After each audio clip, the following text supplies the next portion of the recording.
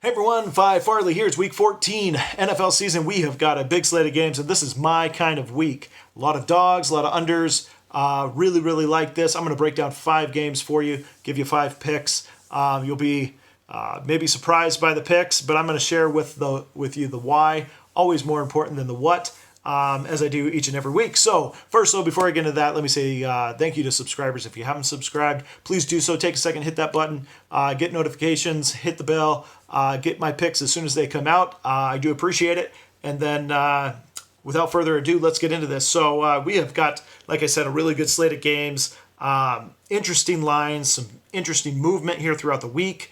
But settled on 5. Let's start first with the 49ers hosting the Denver Broncos. So Broncos first, losing Emmanuel Sanders for the rest of the season. Emmanuel Sanders, no one gets more passes from Case Keenum than Sanders. And to lose him, I think, is going to be impactful on the offense of Denver. Now, also, when the Broncos leave Denver, I typically look to fade them if possible. And here we have the 49ers, who have been a losing fest. They lost in Seattle, and they're coming back home. That's a good spot. That's a good sign. And they're getting 3.5 at home, which I really like, getting that hook as well in this game. Now, Nick Mullins has been playing decent football. I was actually at the game last week, 49ers versus Seahawks. I really liked that running back Hill, who was running with anger, which is really good. Bright is out for the 49ers. I don't think that impacts the offense at all for the 49ers. Here in this spot, Sanders out, Niners at home, off a loss, plus 3.5. I'm going with the 49ers with 3 in the hook. All right, next game we have the Baltimore Ravens going to the Kansas City Chiefs. This is my opinion on this one. I like the Ravens here because I don't like the Chiefs playing without Kareem Hunt. Now, you may differ on your opinion on this, and that's fine. But I'm going to give you my opinion on losing Kareem Hunt to the Kansas City Chiefs. So the Kansas City Chiefs had a unique dynamic in that they could hit you with more weapons than you could defend.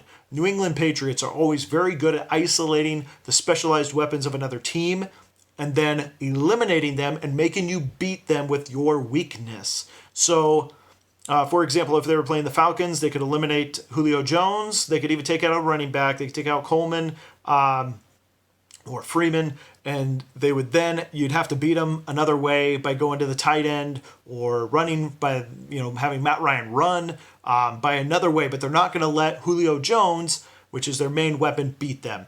Kansas City Chiefs. They have Travis Kelce, they have Tyreek Hill, they had Kareem Hunt, and they had Patrick Mahomes. That's too many weapons for any given defense to hone in on one of their features and still beat them, which is why not only were they winning, they were running up the score.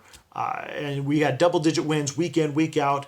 Really good to back the Kansas City Chiefs through that. However, losing Kareem Hunt, I think, is going to be very impactful. Now they can focus in on Kelce and Hill and Patrick Mahomes, as opposed to having to factor in a Hunt into the mix. I think it matters. And here we have the Baltimore Ravens coming off a big win in Atlanta, traveling to Kansas City, and they're getting 6.5. Lamar Jackson has been leading this squad to an average of 28 points per game over the last 3 games. Flacco is supposed to be backing him up just in case something were to happen to him, but they don't plan on putting Flacco back in to start the game. It's going to be Jackson's team here at this point.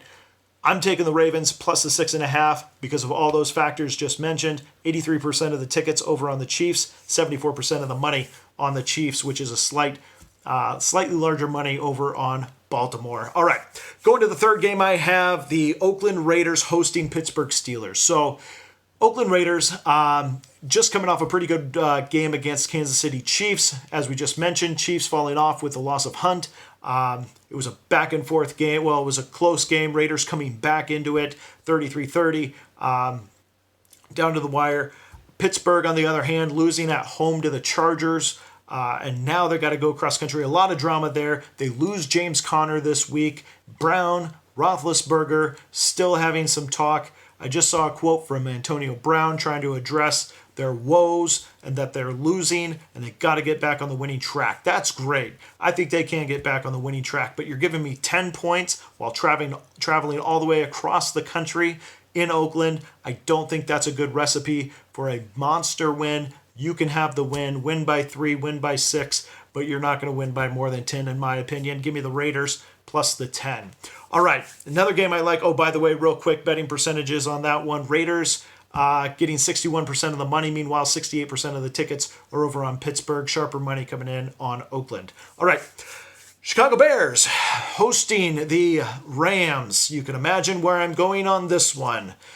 Going with the underdog, Chicago Bears. I think we are going to see a cold team versus a hot-based team.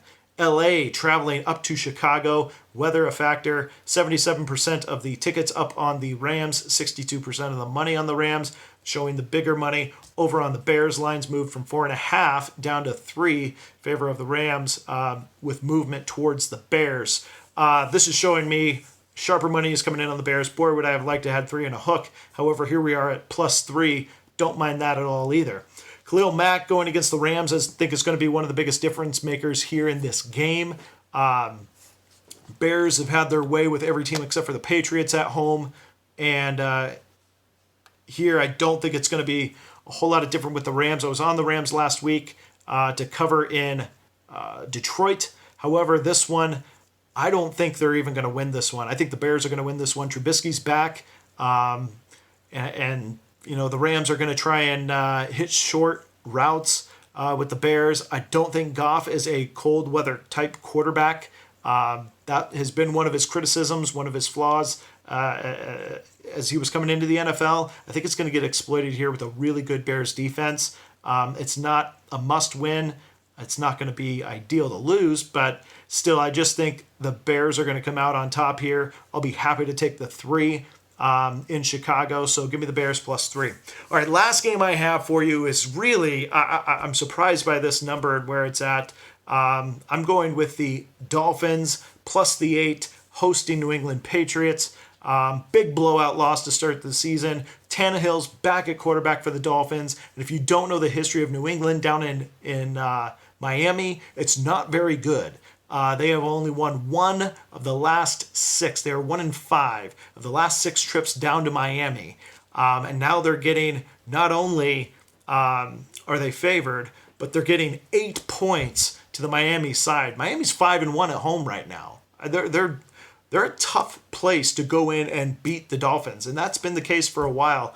I don't see where, I mean, teams like the Bears have gone down there and lost in overtime, and that was to Osweiler. Now we have Tannehill at quarterback. People dog on Tannehill quite a bit. I can't say I'm a fan, but I actually like him. I think he's formidable. I don't think he's awful. I think he's passable. And so I'm taking the Dolphins. I'm taking history here. Patriots 3-3 on the season on the road. This is going to be a very, very tough place. They don't need to win this game. Dolphins do need to win this game to look on the outside looking in. Patriots sitting with a 3-game lead in their division. I just don't think there's a big threat there. So I'm going to take the Dolphins plus the 8 points hosting New England. So there you go. Oh, real quick, let's give betting percentages on that. 81% of the tickets on New England, 68% of the money on New England. So bigger money again coming in on the Dolphins side. So there you go. I got Dolphins plus 8, Bears plus 3, Raiders plus 10, Ravens plus the 6.5, and the 49ers plus 3.5. 5 picks for you. Good luck, everyone, this week 14, and see you again soon. Don't forget to subscribe if you haven't done so. All right, see you again soon.